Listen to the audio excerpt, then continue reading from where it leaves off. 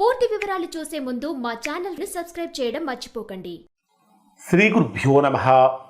శ్రీ మహాసరస్వత్యై నమః. ఓం నమః శివాయ. నారాయణ శాస్త్రి ఆస్ట్రాలజీ ఛానల్ వీక్షిస్తున్నటువంటి ప్రేక్షక మహాశీలకు స్వాగతం, సుస్వాగతం. ఈరోజు మనము 2026 సంవత్సరం జూలై 21వ తేదీ నుండి 31వ తేదీ వరకు కన్యా రాశిలో జన్మించిన వారి యొక్క గ్రహస్థితులు మరియు రాశి ఫలితాలు ఏ విధంగా ఉన్నాయి, కన్యా రాశిలో జన్మించినటువంటి వారికి చేసేటటువంటి వృత్తి, ఉద్యోగ, వ్యాపారాలు ఏ విధంగా ఉంటాయి, ఆర్థికంగా, ఆరోగ్యపరంగా, కుటుంబ పరంగా ఎలా ఉంటుంది, రోజువారీ ఫలితాలు ఎలా ఉంటాయి, ఇటువంటి జాగ్రత్తలు, పరిహారాలు పాటించాలి మొదలైన అన్ని విషయాలు తెలుసుకుందాం. ప్రధానంగా కన్యారాశి రాశ్యాధిపతి అయినటువంటి బుధుడు మీ రాశికి దశమ స్థానంలో స్వక్షేత్రంలో సంచరిస్తున్నాడు. రాశ్యాధిపతి అయినటువంటి బుధుడు రాశికి దశమ స్థానంలో స్వక్షేత్రంలో సంచరిస్తున్నటువంటి కారణం చేత చేసేటటువంటి వృత్తి, ఉద్యోగ, వ్యాపారాలలో బ్రహ్మాండమైనటువంటి పట్టు సాధిస్తారు. నిరుద్యోగులుగా ఉన్నటువంటి వారికి ఊహించని విధంగా, ఊహలకు అందనటువంటి విధంగా గొప్ప గొప్ప అవకాశాలు కూడా వచ్చే అవకాశం బలంగా ఉంది. అలానే ఇప్పటిదాకా ఎవరైతే ఉద్యోగ సమస్యలతో, వ్యాపార సమస్యలతో, రకరకాల సమస్యలతో బాధపడుతూ ఉన్నారో అవన్నీ కూడా తొలగిపోయి చక్కగా చేసేటటువంటి ప్రతి పని అనుకూలంగా మారుతూ ఉంది. ద్వితీయ స్థానాధిపతి ధనాధిపతి అయినటువంటి శుక్రుడు, భాగ్యస్థానాధిపతి అదృష్టకారకుడైనటువంటి శుక్రుడు 12వ స్థానంలో వ్యయస్థానంలో కేతువుతో కలిసి సంచరిస్తున్నటువంటి కారణం చేత కన్యారాశిలో జన్మించినటువంటి వారు మాట్లాడేటటువంటి మాటల విషయంలో చాలా జాగ్రత్తగా ఆచితూచి మాట్లాడాలి. ఖచ్చితంగా కన్యారాశి వారికి స్త్రీ మూలకమైనటువంటి సమస్యలు ఇక్కడ కలిగే అవకాశం ఉంది.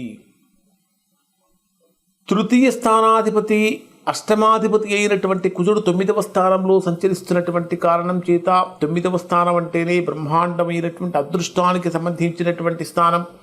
భాగ్యస్థానంలో, అదృష్ట స్థానంలో అగ్నితత్వగ్రహమైనటువంటి కుజుడు సంచరించడం అనేటటువంటి పరాక్రమానికి, ధైర్యానికి కారకుడైన కుజుడు 9వ స్థానంలో సంచరించడం వలన అనేక విషయాలలో ఆసక్తి పెరుగుతుంది. కానీ అంటే సుదూర ప్రయాణాలు కలిసి వస్తూ ఉంటాయి. ఉన్నత విద్య కోసం చేసే ప్రయత్నాలు కూడా ఫలిస్తాయి. కానీ తొందరపాటు చర్యల వలన పెద్దవారితో కొద్దిగా సత్సంబంధాలు తొలగిపోయే అవకాశం ఉంటుంది. కాబట్టి జాగ్రత్తగా ఉండండి.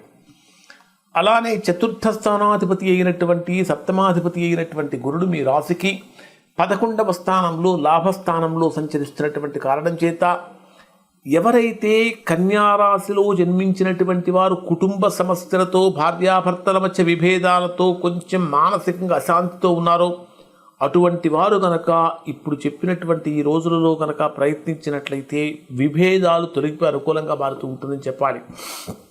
ప్రధానంగా ఆత్మకారకుడైన రవి, జ్ఞానకారకుడైనటువంటి గురుడు, ఈ జీవాత్మ సంయోగం మీ రాశికి 11వ స్థానంలో జరిగినటువంటి కారణం చేత ఇది కూడా బ్రహ్మాండమైనటువంటి పురోగతి, ఆర్థిక పురోగతిని, సామాజిక హోదాను పెంచుతుంది. అన్ని రంగాలలో ఉన్నటువంటి వారికి లాభస్థానంలో సంచరించే రవి గురుగ్రహాలు కూడా చక్కగా బ్రహ్మాండమైనటువంటి డెవలప్మెంట్స్ ఇస్తాయి. ఎవరైతే కన్యారాశిలో జన్మించినటువంటి వారు వివాహ ప్రయత్నాలు చేస్తూ ఉంటారో అటువంటి వారికి ఈ మాసంలో చేసే వివాహ ప్రయత్నాలలో గొప్ప ఫలితం పొందలేకపోతూ ఉంటారు.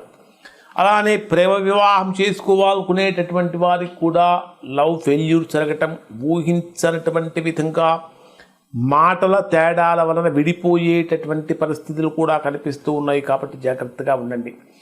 మరి డే వైజ్గా పరిశీలిస్తే కన్యారాశి వారికి ఏ విధంగా ఉంటుందని కనుక తీసుకుంటే జూలై 21వ తేదీ ఉదయం నుండి 23వ తేదీ రాత్రి 7:32 వరకు ఉండేటటువంటి సమయంలో కన్యారాశి వారికి ధనస్థానంలో, కుటుంబ స్థానంలో, వాక్స్థానంలో సంచరించేటటువంటి చంద్రుడి యొక్క ప్రభావం కారణం చేత బ్రహ్మాండమైనటువంటి మానసిక స్థితి ఉంటుంది. కుటుంబంలో సంతోషకరమైనటువంటి వాతావరణం ఉంటుంది.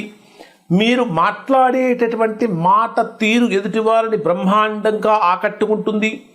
ఆగిపోయినటువంటి పనులన్నీ కూడా మళ్ళీ శరవేగంగా పుంజుకుంటాయి. ఆర్థికంగా సానుకూల పరిణామాలు ఉంటాయి.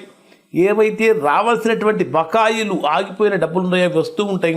కొత్త కొత్త ఆదాయ మార్గాలు కూడా తెరుచుకునే అవకాశం కనిపిస్తూ ఉంది.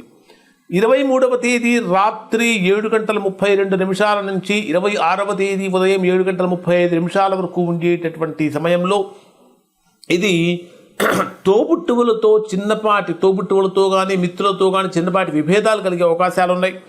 ముఖ్యంగా చెప్పాలంటే ఈగో ఫీలింగ్స్కి వెళ్లకుండా, మాట పట్టింపులకు వెళ్లకుండా ఉండటం శ్రేయస్కరం.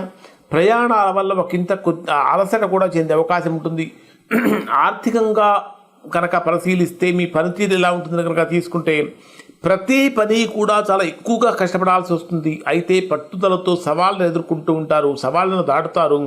అంటే కొంచెం చేసేటటువంటి పని అందరిలాగా కాకుండా క్రియేటివ్గా డిఫరెంట్గా ఆలోచించి మీ బాధ్యతలను పూర్తి చేస్తారు. తద్వారా మంచి ఫలితాలే పొందుతారు.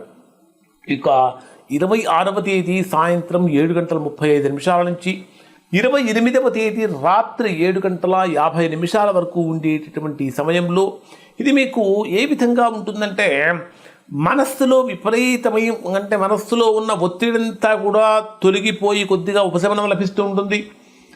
కానీ ఖచ్చితంగా కన్యారాశిలో జన్మించినటువంటి వారు తల్లి యొక్క ఆరోగ్యం విషయంలో జాగ్రత్తలు పాటించండి. గృహంలో ప్రశాంత వాతావరణం నెలకొంటుంది. గృహోపకరణాలు ఖచ్చితంగా కొనుగోలు చేస్తారు. ఆర్థికంగా కెరీర్ పరంగా తీసుకుంటే స్థిరాస్తి, రియల్ ఎస్టేట్ రంగాలకు చెందినటువంటి వారికి మంచి లాభాలు వస్తూ ఉంటాయి. ఆఫీస్ వాతావరణం చాలా అనుకూలంగా ఉంటుంది. పై అధికారుల నుంచి చక్కగా సరైన గుర్తింపు కూడా దక్కుతుంది అని చెప్పాలి. ఇక 28వ తేదీ రాత్రి 7:50 నుంచి 31వ తేదీ ఉదయం 7:50 వరకు ఉండేటటువంటి సమయంలో ఇది మీకు కన్యారాశి వారికి బ్రహ్మాండమైనటువంటి ఆల్రౌండ్ డెవలప్మెంట్కి కేర్ ఆఫ్ అడ్రస్ మీరే అని చెప్పాలి. ఎందుకంటే సంతానపరమైనటువంటి విషయాలలో మంచి శుభవార్తలు వింటారు. మనస్సు ఎంతో ఆనందంగా, ఉత్సాహంగా, ఉల్లాసంగా ఉంటుంది. విద్యార్థులుగా ఉన్నటువంటి వారు చదువుపైకి కాన్సన్ట్రేషన్ పెరుగుతూ ఉంటుంది. ఆర్థికంగా షేర్ మార్కెట్ లేదా ఊహాజనిత పెట్టుబడులు పెట్టాలనుకునేటటువంటి వారికి కొంచెం జాగ్రత్తగా ఉండాలి. అయినా సరే మంచి సమయం అని చెప్పాలి. వ్యాపారం పరంగా తీసుకుంటే నూతన వ్యూహాలు అమలు చేసేటటువంటి విజయాన్ని కూడా కనిపిస్తూ ఉంది. 31వ తేదీ ఉదయం నుంచి 31వ తేదీ రాత్రి వరకు ఉండేటటువంటి సమయాన్ని పరిశీలిస్తే ఆరోగ్యపరంగా జాగ్రత్తలు పాటించండి. మీ పోటీదారులపైన, శత్రువులపైన కూడా ఖచ్చితంగా మీరు విజయం సాధించే అవకాశం ఉంది. కోర్టు వ్యవహారాలు లేదా వివాదాలు మీకు పూర్తిగా అనుకూలిస్తాయి అని చెప్పాలి. గతంలో ఉన్నటువంటి అనారోగ్య సమస్యలను కొంచెం జాగ్రత్తగా కనుక ఉన్నట్లయితే ఆ సమస్య యొక్క తీవ్రత పెరగకుండా ఉంటుంది.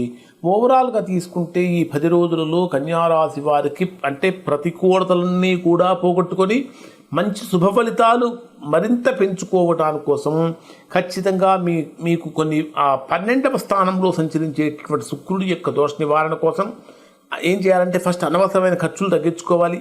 కేతువుతో కలిసి శుక్రుడు సంచరిస్తున్నటువంటి కారణం చేత వినాయకుడికి గరికతో పూజ చేసి కనకధారా స్తోత్ర పారాయణం చేయటం వల్ల ఆర్థికపరమైన స్థిరత్వం ఏర్పడుతుంది.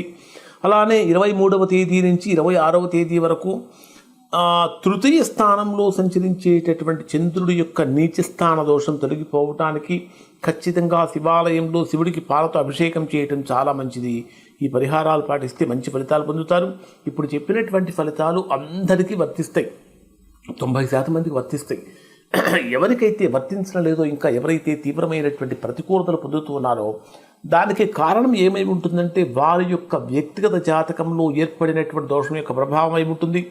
అటువంటి సందర్భంలో ఒకసారి మీరు మీ యొక్క వ్యక్తిగత జాతకాన్ని విశ్లేషణ చేయించుకొని దోషం ఎక్కడుందో తెలుసుకొని దోష నివారణ చేయించుకుంటే చక్కగా సత్ఫలితాన్ని పొందుతారు. ఇవి కన్యారాశి వారికి ఫలితాలు. శుభం.